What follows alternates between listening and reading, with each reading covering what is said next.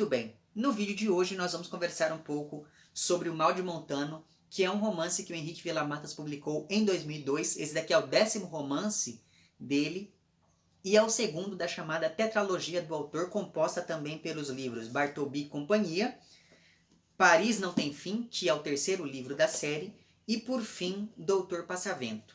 Como eu disse no meu vídeo sobre Bartleby e Companhia, essa tetralogia ela não precisa ser lida em uma ordem específica e muito menos você precisa ler os 4 livros para que você entenda as discussões, mas ainda assim, quanto mais você entrar em contato com essas narrativas, melhor você entende qual é a proposta do Vilas-Matas com elas, certo? Porque os livros eles dialogam muito entre si, eles vão recuperando e aprofundando algumas discussões, enfim.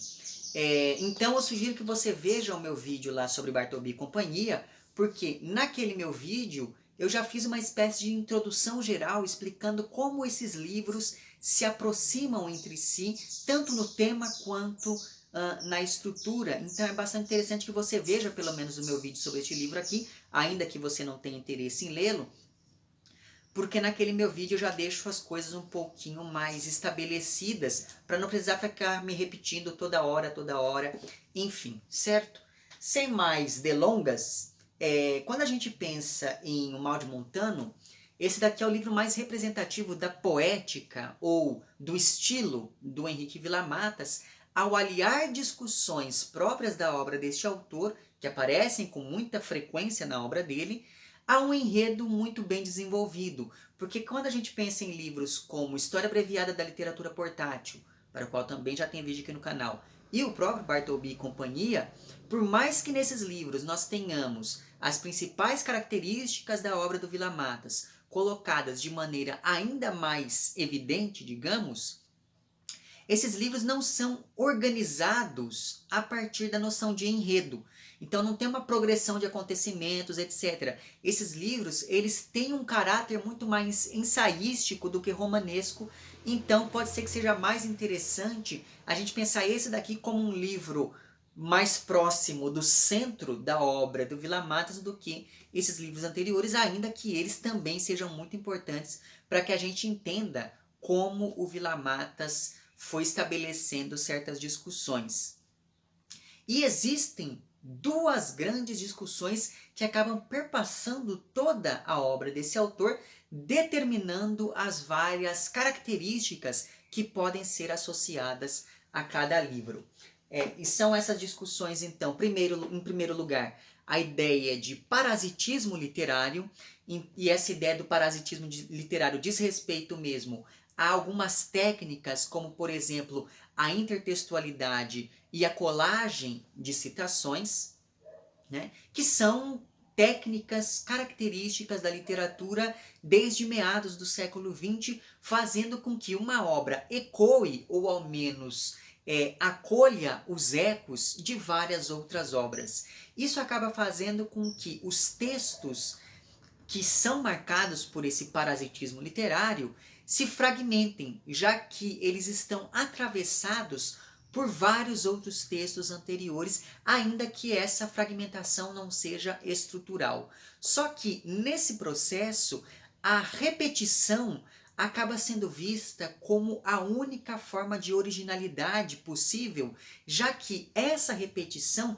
ressignifica os textos originais. Então, quando você cita um autor anterior, você não está simplesmente citando, você está recolocando aquela citação em um outro contexto. E ao fazer isso, você está criando novas possibilidades de leitura para ela. Daí essa ideia do autor como um parasita que se alimenta das obras alheias. E como o Henrique Vilas-Matas tem consciência de tudo isso, ele não apenas estabelece a intertextualidade, mas também faz comentários metatextuais ao explicar como se apropria desses textos alheios e os transforma em textos próprios, de modo que essas paródias do Henrique Vilas-Matas acabam fazendo com que o externo se torne interno dentro de cada romance.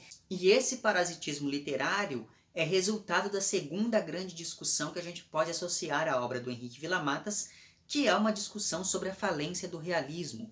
Então, quando a gente pensa no período pós-realista associado às vanguardas e ao modernismo, o romance aristotélico, que considerava a representação apenas figurativa, aquele romance próprio, por exemplo, do século XIX, entra em crise. Os autores passaram a ter consciência de que não seria mais possível recriar o mundo por meio de uma perspectiva única e coerente, por meio de um narrador onisciente em terceira pessoa.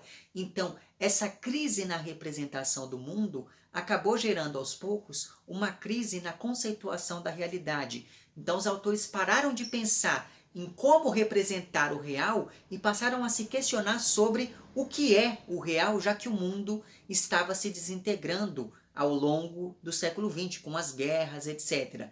E por isso, a única forma de fazer com que a representação literária fosse verossímil seria criar uma literatura igualmente desintegrada e descentralizada. Daí é que vem a importância e a problematização do sujeito durante a modernidade, já que é só a partir do sujeito que se pode juntar os fragmentos do real. E como esse sujeito, como esse eu, não é uma entidade completa e total, então a literatura que ele produz não pode ser completa e total também. Sobre isso, a Florência Garramunho diz que as obras passaram a incorporar cada vez mais o caos como um procedimento estrutural, ao invés de tentar organizar essa realidade que é por si só caótica. Por isso, a partir do modernismo,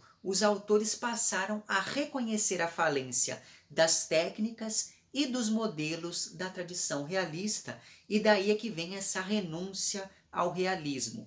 Além dessa crise estética, o Henrique Villa-Matas aponta também em sua obra para o fato de que, como bem disse lá o Bakhtin em Epos e Romance, o romance é um gênero literário inespecífico e por isso ele é capaz de abarcar vários outros gêneros literários ou não.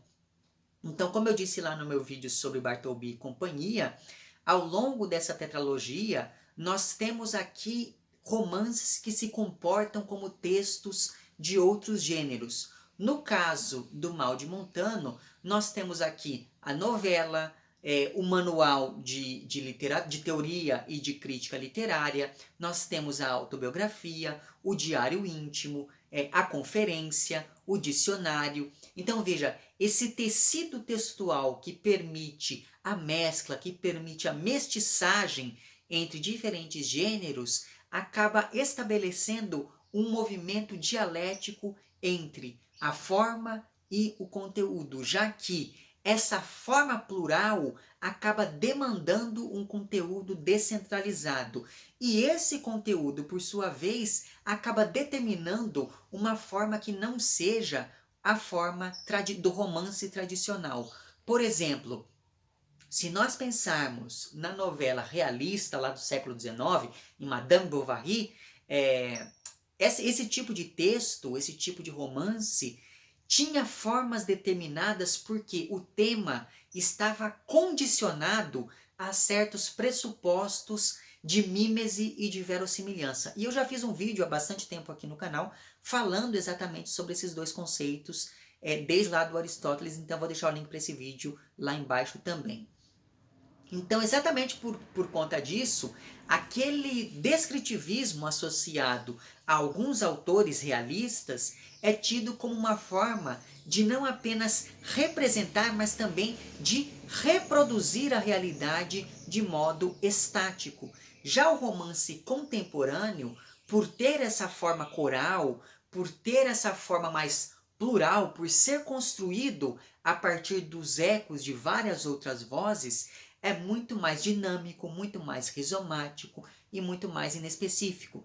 Recentemente eu fiz aqui um vídeo no canal falando sobre um livro ilustrado chamado O Diabo Era Mais Embaixo, e naquele vídeo eu fiz um pequeno preâmbulo falando um pouco sobre toda essa noção do que vem a ser uma literatura plural, uma literatura coral, uma literatura inespecífica. Então, caso você não tenha visto aquele vídeo, eu vou deixar o link para ele lá embaixo também. Mas veja, toda essa discussão se aprofunda conforme o Henrique Villa-Matas trabalha não apenas com o gênero romance, mas com outros que são igualmente maleáveis aqui neste livro, como é o caso, por exemplo, do ensaio e do diário. Por isso, ao mesmo tempo em que evoca esses outros gêneros, o Villa-Matas desestabiliza cada um ao trabalhar características que extrapolam aquelas ligadas tradicionalmente ao ensaio ou ao diário.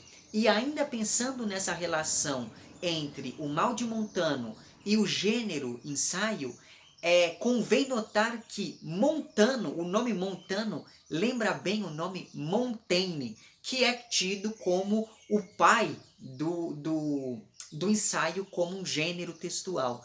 Né? Então não me parece à toa essa coincidência.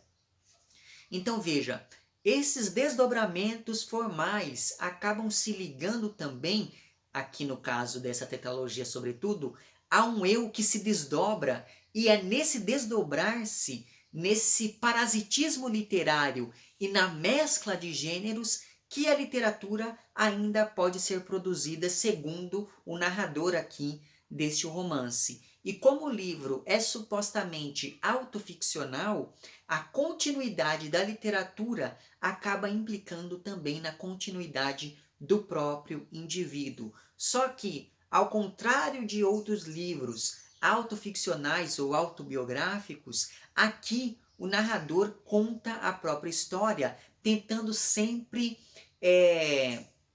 desaparecer ao se diluir em uma narrativa caótica, híbrida e cheia de citações e comentários sobre a própria construção da narrativa. Ou seja, o Mal de Montano é autoficcional e autobiográfico apenas superficialmente, já que, ao falar deste eu, o romance está falando, na verdade, do próprio texto, já que todo narrador não passa de um artifício textual criado pelo autor. E isso acaba também se ligando à ideia da falência do realismo, porque se o romance não pode mais reproduzir ou representar a realidade, então ele deve se construir como um simulacro que se organiza como um duplo da realidade a ser representada, e isso evidentemente acaba recuperando toda a discussão do Baudrillard em um texto dele, em um livro dele, chamado Simulacros e Simulação. Daí é que vem essa autorreferencialidade da literatura do Henrique Villa-Matas, porque a literatura se configura como uma realidade em si que se autorrepresenta. Então, como eu disse, o romance acaba, o Mal de Montano aqui, acaba se aproximando da autobiografia e da autoficção, de modo a fazer com que a voz autoral desapareça no texto, e assim, o que está em jogo aqui é muito mais complexo do que o conceito de representação em si. O elemento que está sendo problematizado neste romance é a própria autoria que se dilui em meio de citações de textos alheios. E esse desaparecimento do autor já está anunciado quando nós pensamos na epígrafe deste livro, que é uma epígrafe retirada de um texto do Blanchot, que diz o seguinte: como faremos para desaparecer? Então veja, ao estabelecer a noção de desaparecimento em O Livro por Vir, o Blanchot diz que o escritor desaparece no texto porque ele se desdobra entre o narrador e os personagens. E isso acontece mesmo em livros que se pretendem autobiográficos. Então, a autobiografia é um tipo de texto que, paradoxalmente, trata do eu extraliterário, ao mesmo tempo em que faz com que este eu se dilua textualmente. Tanto é assim que, como eu disse, quando este eu desaparece, ele deixa um vazio que acaba sendo ocupado pela discussão sobre o próprio fazer literário, de modo que escrever uma autobiografia acaba sendo, de certo modo, uma maneira de desaparecer. No caso aqui do Mal de Montano, Essa ideia de desaparecimento se dá por três vias. Quando nós pensamos no tema do autor que desaparece em meio à própria ficção que escreve e que quer encarnar em si a literatura por ser uma ficção, por estar produzindo uma ficção supostamente autobiográfica.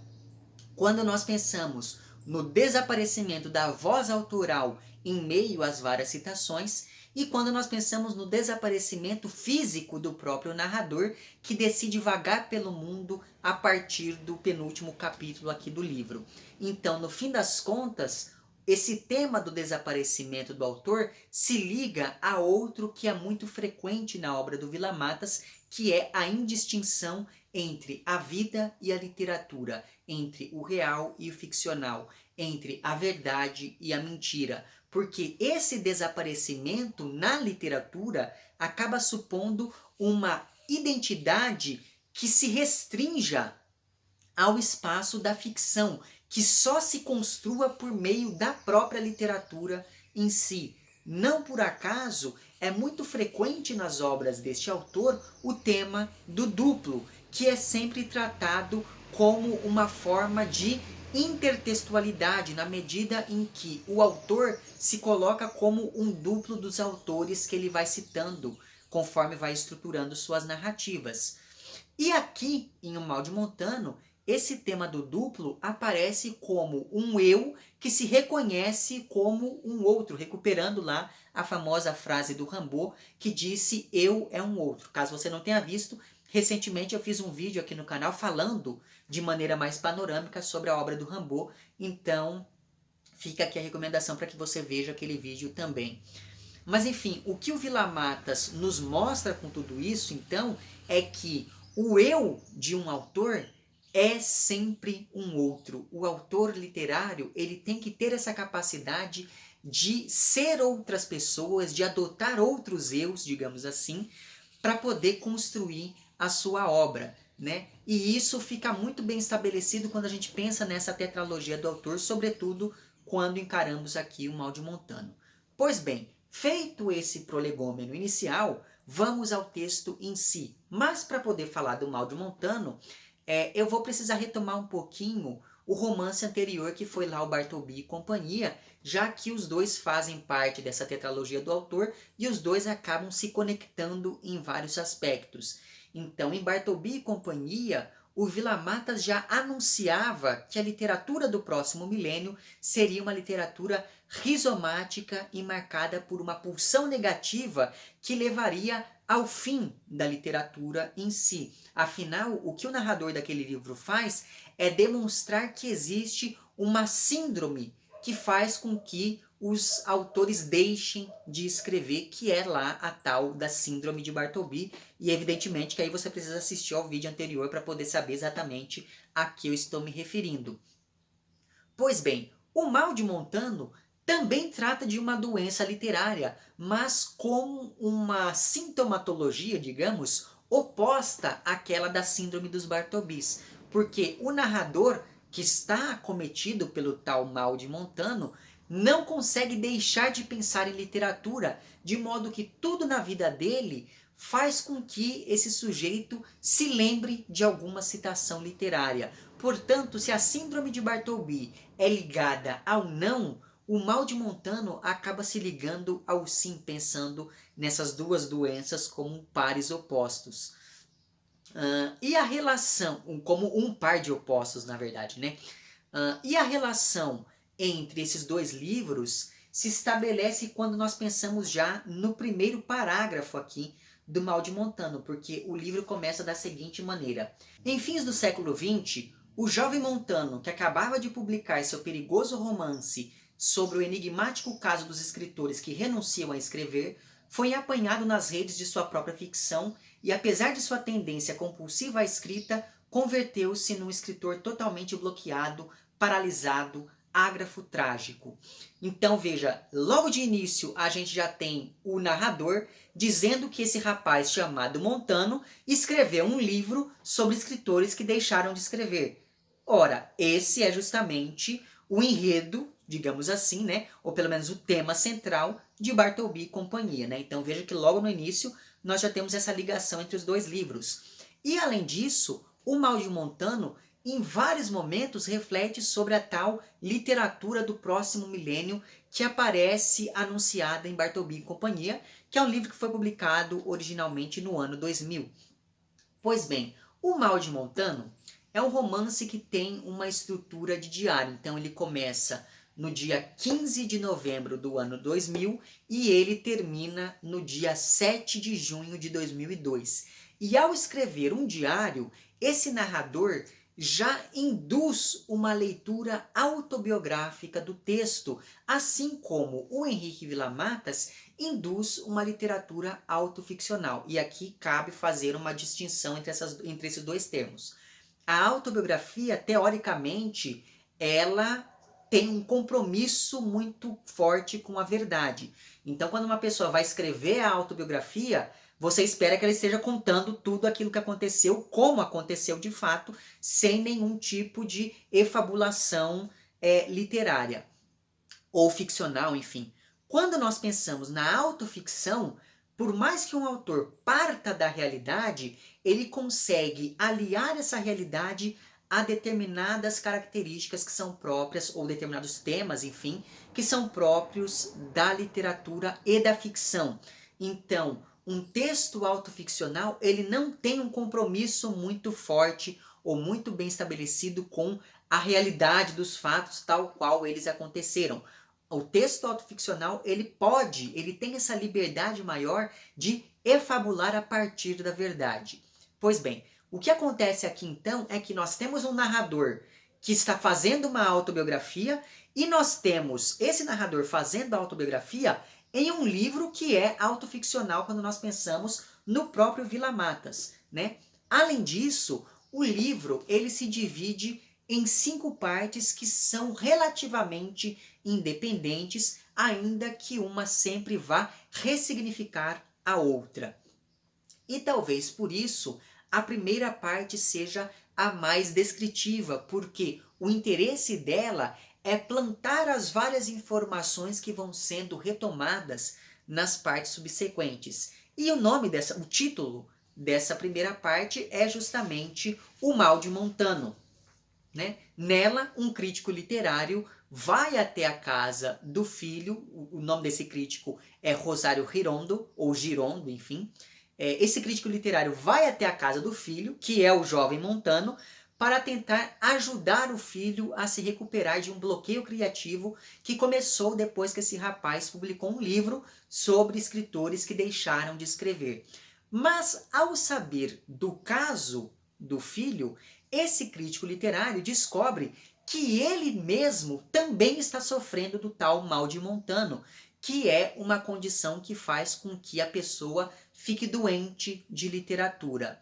E esse narrador vai anotando todas essas suas percepções em um diário que é, na verdade, o livro que nós estamos lendo e que está aos poucos se convertendo, segundo palavras do próprio narrador, em um romance, já que esse texto exige cada vez mais a presença de outros leitores, porque, pelo menos teoricamente, o diário deve ter um único leitor, que é o próprio diarista, ao passo que o romance ele exige a presença de outros leitores para além de seu autor. Pois bem, esse deslizamento do diário para o romance já nos aponta para o fato de que, aqui em O Mal de Montano, verdade e ficção começam aos poucos a se confundir conforme a narrativa avança. E páginas depois, o narrador acaba revelando que resolveu incluir nesse seu diário / romance trechos biográficos sobre os seus diaristas preferidos, como por exemplo, o Kafka, a Catherine Mansfield, a Virginia Woolf, o Fernando Pessoa, o Paul Valéry, o Salvador Dalí e por aí vai. Só que, como se fossem duplos, pai e filho têm sintomas diferentes da mesma doença. Então, enquanto o filho deixou de escrever, o pai não consegue parar de pensar em literatura. E daí, na página 15, o narrador diz o seguinte: angustia-me pensar que meu último destino seja me tornar um dicionário de citações ambulante. Ao passo que o Montano diz o seguinte na página 17 sobre o seu próprio sintoma: Não é que eu não consiga escrever, é que toda hora sou visitado por ideias de outros. Ideias que me chegam de improviso, que me vêm de fora e se apoderam de meu cérebro e, portanto, a verdade é que ninguém escreve. Veja que essa noção de um personagem que é visitado por pensamentos alheios, pela memória de outros autores, etc., retornaria, anos depois, em um outro romance do Vila Matas chamado Ardidillan, sobre o qual nós também já conversamos em algum momento do passado aqui no canal. Então sugiro que você veja aquele romance, aquele vídeo também, caso não tenha visto. Mas enfim, se a gente for parar para pensar, apesar de diferentes, esses sintomas que pai e filho apresentam têm a mesma raiz, que é essa relação embrionária com a literatura alheia. Um quer esquecer a literatura por ter herdado a memória de outros autores, enquanto o outro não consegue sair da literatura porque se perdeu nessas citações de outros textos. Além disso, a relação entre pai e filho sempre vai aparecer de maneira muito problemática na obra do Henrique Villa-Matas, porque essa relação acaba servindo como uma metáfora para a relação entre o moderno e o tradicional. Por isso, essa relação entre pai e filho sempre aparece como algo tenso.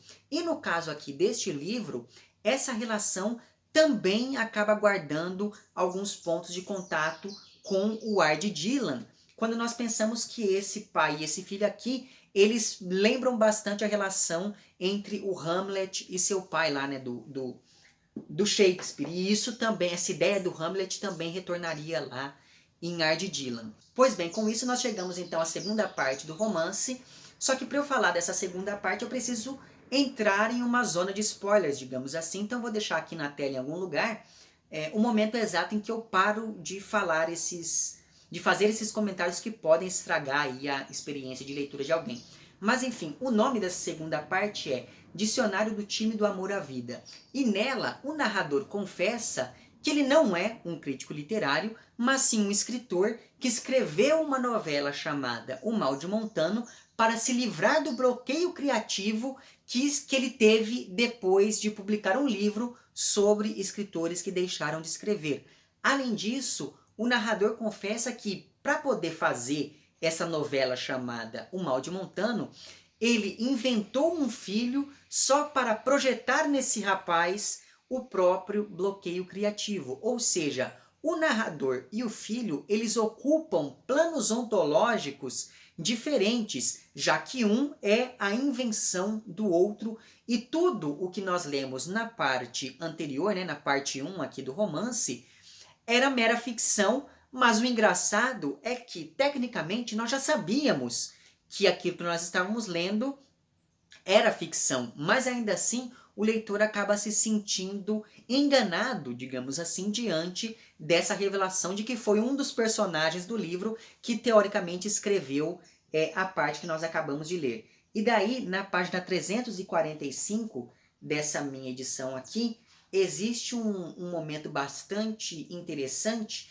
245, existe um momento bastante interessante em que é dito o seguinte: meu diário existe há anos, mas só há alguns meses começou a se converter no romance depois que, em novembro do ano passado, viajei e imaginei que visitava um filho inventado. Comecei a converter em romance meu diário, sendo narrador que sou, mas fazendo-me passar por um crítico literário, fui depois construindo uma biografia imposta por meio da injeção de fragmentos das vidas ou das obras de meus diaristas favoritos. E toda essa ideia metaliterária que nós temos aqui se aprofunda quando nós descobrimos que, na verdade, o narrador não se chama Rosário Girondo, ou Girondo. Na verdade, esse era o nome da mãe do narrador, que também era uma escritora de diários. E esse narrador tomou o nome de empréstimo da mãe para assinar os livros que ele foi publicando ao longo da vida. Então veja, a identidade do Montano se confunde com a identidade do narrador, que por sua vez se confunde com a identidade da sua suposta mãe, já que ele nem sequer nome recebe. Mas ao mesmo tempo, a data e o local de nascimento desse narrador coincidem com a data e o local de nascimento do próprio Henrique Vilas-Matas, de modo que há várias máscaras que vão sendo colocadas e rasuradas ao longo de todo o romance. E essas máscaras, elas se aprofundam nos momentos em que este narrador decide fazer uma espécie de dicionário com os nomes de autores que escreveram diários. E esse aprofundamento das máscaras é tanto que, mais adiante na narrativa, o narrador vai simplesmente assumir a identidade do Robert Walser, que é um autor que aparece com muita recorrência nas obras do Henrique Vilas-Matas. E daí na página 304 dessa minha edição, existe um trecho em que é dito o seguinte: hoje você é Girondo e amanhã Walser, e seu nome verdadeiro se perde no universo. Então veja que o que nós temos aqui em jogo é a dissolução deste eu, ao mesmo tempo em que o próprio gênero romance se dissolve também, porque aqui nós temos, como eu disse, um romance que é também um diário, que é um caderno de notas, que é uma conferência e por aí vai. E ainda nessa segunda parte, uma outra obsessão deste narrador vai aos poucos se apresentando. Porque, para não pensar em literatura, o narrador começa a pensar cada vez mais na morte, fazendo com que o tom do romance vá ficando cada vez mais pessimista, e isso acaba levando à terceira parte do livro, chamada Teoria de Budapeste. E essa terceira parte nada mais é do que uma conferência que o narrador está fazendo sobre o diário como um gênero narrativo. Porém, ao mesmo tempo em que está falando sobre este tema, de modo bastante elogioso, o narrador também faz uma série de críticas ao diário, porque esse gênero tenta organizar os fragmentos da vida, quando na verdade a própria vida é desorganizada. E o irônico é que esse mesmo narrador escreveu a primeira parte do livro como se fosse um diário. De modo que, segundo a argumentação proposta por esse narrador, o diário estaria muito mais próximo da autoficção do que da autobiografia, porque afinal de contas, o diarista, mesmo sem perceber isso, acaba criando naquilo que escreve um eu simulado. E daí na página 124, ao comentar sobre o gênero diário, o narrador diz o seguinte: talvez chegue a minha hora de passar para o terreno da autoficção, na qual, sem dúvida, se não tiver outra saída, simularei que me conheço mais do que na realidade me conheço. E daí, curiosamente, o livro seguinte na tetralogia do autor é justamente uma autoficção, como é o caso lá de Paris Não Tem Fim. E ainda pensando nessa relação entre o diário e a autoficção, considerando as várias máscaras que este narrador coloca, os vários eus que ele assume, fica a questão: quem é esse eu diarista e autoficcional? Ou seja, na confluência entre diário e romance, realidade e ficção, narrador e seus personagens, eu e outro, dentro e fora, é como se o Mal de Montano nos mostrasse que a autoficção não se basta, porque a noção do eu é problemática. O sujeito é pulverizado, o sujeito é atravessado por outras vozes, por outras individualidades. Ele está simultaneamente dentro e fora da própria ficção que escreve. E ainda nessa terceira parte, chamada Teoria de Budapeste, o narrador ganha um seu fiel escudeiro, digamos assim, à la Sancho Panza, que é um sujeito chamado Tongói ou algo do tipo. E esse sujeito acaba sendo responsável por unir as duas obsessões do narrador, ao sugerir que mais preocupante do que a morte e do que a literatura é a iminente morte da literatura. Com isso, o narrador chega à conclusão de que a própria literatura está doente do Mal de Montano, e o caso dela é tão grave que ela está em vias de desaparecer, sobretudo por conta daqueles que acreditam que podem escrever um livro sem dominar as técnicas da narrativa. E técnica aqui tem o sentido mesmo da palavra em grego. É preciso saber fazer com determinada finalidade. E como atualmente todo mundo pensa que sabe fazer tudo, Aqueles que pensam que sabem escrever, segundo a argumentação aqui deste narrador, estariam retirando o caráter artístico da literatura. Exemplo disso é um personagem que aparece aqui em dado momento chamado Teixeira, que é um homem que deixou de ser um escritor para se tornar um terapeuta do riso. E graças a esse personagem chamado Teixeira, se estabelece aqui uma diferença entre o entretenimento e a literatura, já que, enquanto o entretenimento entretém, a literatura deve incomodar, segundo este narrador aqui. E para curar a literatura do mal de Montano, que é uma doença muito mais ampla do que se poderia acreditar de início, porque afinal de contas ela afeta toda a literatura contemporânea e não apenas esses personagens literários, e isso diz muito sobre a literatura do próximo milênio, anunciada lá em Bartleby e companhia.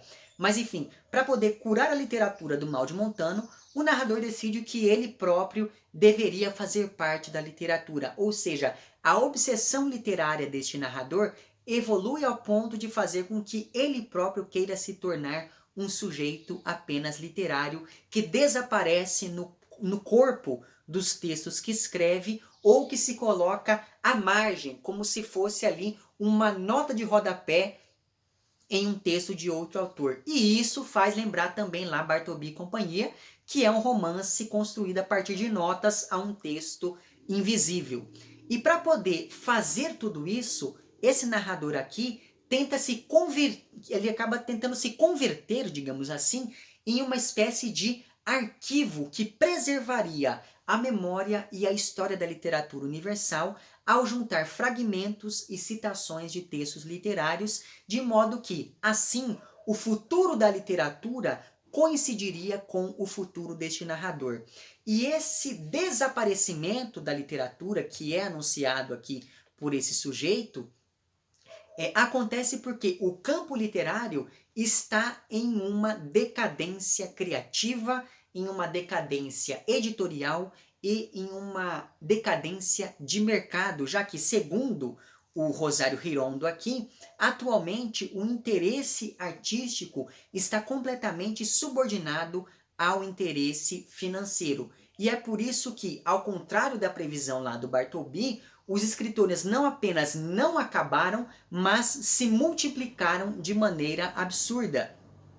De modo que todo mundo virou escritor e a literatura se tornou medíocre. Veja bem, eu não concordo com a maioria das coisas que esse narrador diz aqui, mas a gente não pode tirar o mérito de certas coisas que ele aponta, como por exemplo para essa crescente explosão de autores. E daí de repente você tem várias pessoas escrevendo sobre a própria vida, como se isso fosse muito interessante para todo mundo.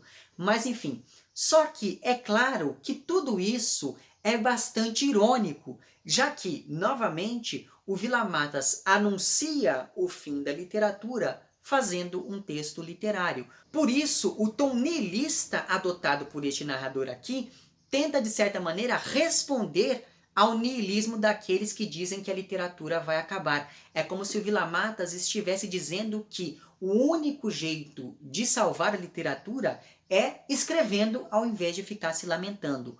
Outro grupo que o narrador aponta aqui como sendo um grupo formado pelos inimigos da literatura é o grupo dos professores, críticos literários e estudantes de literatura, porque essas pessoas se preocupam muito mais em destrinchar determinado texto, como eu estou fazendo aqui, e com isso essas pessoas acabam fazendo com que o texto desapareça diante da teoria. Mas novamente existe aqui certa dose de ironia, porque o próprio narrador se apresentava como um crítico literário no início do livro e, além disso, ele vive mobilizando conceitos que são próprios da teoria literária, como, por exemplo, a diferença entre autobiografia e autoficção. A partir disso, o narrador ele vira quase um Dom Quixote lutando contra moinhos de vento para tentar salvar a literatura ao lado do seu Sancho Panza particular, que é lá o Tongoy. Ou seja, o narrador, ele começou o livro tentando se livrar da literatura, mas agora ele percebeu que, para que a literatura não adoeça e não desapareça, é preciso que ele próprio fique doente dela. E, no fim das contas, tal qual o Dom Quixote, toda essa luta do narrador é bastante delirante e por isso mesmo bastante trágica e engraçada ao mesmo tempo. Outra coisa importante sobre essa terceira parte é o seguinte: nela o narrador passa a desconfiar que a sua esposa, que é uma mulher chamada Rosa, que é diretora de cinema e que está dirigindo um filme que se passa em Açores, o narrador desconfia que a Rosa está tendo um caso com o Tongoy, que é esse melhor amigo do próprio Oliveira, do próprio Rosário Rirondo. E inclusive, em dado momento dessa sua conferência, que é a Teoria de Budapeste, o narrador revela que quem escreveu o texto que ele está lendo, na verdade, foi o próprio Tongoy, ou seja, esses personagens também, essas vozes também se confundem. Mas o narrador encara essa possível traição da esposa com o melhor amigo com relativa tranquilidade, porque na verdade, e daí eu vou ter que dar outro spoiler aqui, então eu vou deixar aqui na tela novamente o momento em que eu vou parar de dar o spoiler. O narrador ele não liga muito para essa traição porque ele acaba nos revelando que tanto a esposa quanto o amigo não existem. Eles também são personagens que foram criados por esse narrador que está ali escrevendo o seu novo livro. E com isso nós chegamos então à quarta parte aqui deste romance, e o nome dessa quarta parte é Diário de um Homem Enganado. E aqui a noção de que a obra não é estática e ainda está sendo construída acaba se reforçando, porque na verdade, desde a parte anterior isso ficou bastante explícito quando, por exemplo, durante a sua conferência, o narrador diz à plateia que tudo aquilo que ele está falando faria parte do seu diário, de modo que aquelas pessoas se tornariam seus personagens. E tudo isso acontece, essa ideia de um texto que está sendo construído conforme nós vamos lendo, conforme nós vamos entrando em contato com ele, tudo isso acontece porque, como o próprio título já anuncia, né, Diário de um Homem Enganado, essa quarta parte se constrói como um diário no qual este narrador relata como foi a sua visita à casa onde o Franz Kafka passou ali os seus últimos dias. Além disso, por ter a forma de um diário, essa quarta parte é bastante fragmentada, com vários trechos que são aparentemente desconexos, mas que sempre apontam para a noção de que essa fragmentação e esse caos vão salvar a literatura do próximo milênio, já que a vida no próximo milênio é igualmente fragmentada e caótica. E durante essa sua visita à casa onde o Kafka passou os seus últimos momentos, o narrador vai aos poucos percebendo que existe um pouco dele em cada um dos personagens que ele foi criando. De modo que, ao fazer com que esses personagens desaparecessem, o narrador acabou fazendo com que ele próprio fosse desaparecendo, ainda que não completamente. E se o mal de Montano só se manifesta por meio deste narrador, é como se o narrador fosse, por si só, a personificação do próprio mal, e por isso ele também deve desaparecer completamente. Ora, se esse narrador representa aqueles que anunciam o fim da literatura, é como se o Vila Matas estivesse nos dizendo que a salvação da literatura vai chegar quando esse tipo de discurso desaparecer. Então, fazendo aqui uma espécie de balanço desses vários personagens, que são as máscaras usadas pelo narrador ao longo da narrativa, nós temos aqui algumas possibilidades de leitura, e aí novamente eu vou entrar aqui em um momento de spoiler, então pule para esse momento aqui do vídeo. Então nós temos lá o Montano, que é o filho inventado pelo narrador, para o qual ele projeta toda a sua frustração como um escritor que está tendo um bloqueio criativo. Aí nós temos a Rosa, que é a suposta esposa do narrador, mas aí perceba que o nome Rosa é uma contração do nome Rosário, que é o nome com o qual o narrador se identifica. Aí nós temos o Tongoy, que é um outro personagem criado por este narrador para se fazer passar por seu melhor amigo. Aí nós temos a Maria, que é a mãe do Montano, né, que é o suposto filho deste narrador. A Maria cometeu suicídio tal qual a mãe do próprio narrador, que se chamava Rosário Rirondo, né? Então, essa mulher escrevia poemas e diários e a maioria desses poemas dizia respeito mesmo ao suicídio. Além disso, a Rosário Rirondo, mãe do narrador, escreveu um texto sobre o gênero diário e o nome desse texto é A Teoria de Budapeste, tal qual a palestra, né, a conferência que o narrador deu na terceira parte aqui do romance. Então veja, o narrador ele não assume apenas a identidade da mãe, ele assume também a identidade dos textos que ela foi escrevendo. E por fim nós temos aqui uma personagem que aparece em momentos interessantes, que é a Margot Valery, ou algo do tipo, que é apresentada como amiga deste narrador, mas logo o narrador acaba revelando que na verdade ela era uma amiga imaginária inventada pela sua mãe. Então veja que novamente nós temos aqui um nó metaficcional muito bem urdido. Ou seja, no fim das contas, nós temos aqui um narrador que não é nomeado ou que se nomeia a partir de identidades alheias e que assume diferentes nomes, diferentes vozes, diferentes posições, como se ele fosse um ventríloco falando sozinho com seu boneco. E isso é um tema que aparece com certa recorrência no Vila Matos também. Basta que a gente lembre lá de Uma Casa para Sempre e de Mac e Seu Contratempo, que são outros dois romances do autor para os quais também já tem vídeo aqui no canal. De modo que cada um desses personagens funciona como um alter ego do narrador, assim como este narrador é, por sua vez, um alter ego do próprio Henrique Villa-Matas. Então, cada uma das partes deste livro se estrutura como um jogo de espelhos que reflete as mentiras e as ambiguidades da parte anterior. E por isso, né, com essas reflexões, nós chegamos então à quinta e última parte do romance, chamada A Salvação do Espírito.